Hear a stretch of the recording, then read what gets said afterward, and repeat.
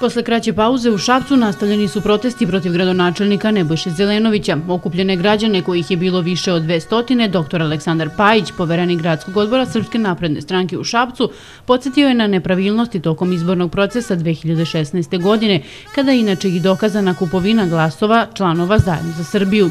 Zbog svih nezakonitosti koje su isplivale na videlo, naprednjaci su upitali ovdašnje čelnike kako i dalje imaju smelosti da traže poštene izbore. Pajić se ponovo osvrnuo i na izveštavanje pojedinih lokalnih medija u Šapcu.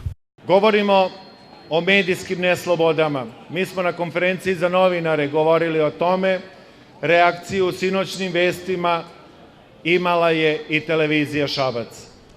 Ali ponovo je došlo do prekrajanja onoga što je rečeno, ponovo je došlo do spinovanja informacije i ja pozivam televiziju Šabac. Oni su rekli da nisu pozvani na dolazak ministarke Zorane Mihajlović, da nisu pozvani na dolazak ministra Lončara, da nisu znali da će biti gradske sportske igre. Pa poštovana gospodo, kojim se onda vi to novinarstvom bavite? Za razliku od predsjednika Srbije Aleksandra Vučića, koji je sinoć otvorio autoput Miloš Veliki, šabački vlastodržci bave se imaginarnim poslovima, čime su naš grad doveli do ivice propasti, navodi dr. Boban Birmančević, poverenik gradskog odbora Srpske napredne stranke u Šapcu i narodni poslanik. Otvaranje autoputa je samo jedan od koraka ka boljoj budućnosti Srbije, ističe Birmančević. Sinoć su građani Srbije, naravno i građani Šapca, dočekali da bude otvoren autoput od Obrenovca do Preljine u dužini od 103 kilometra.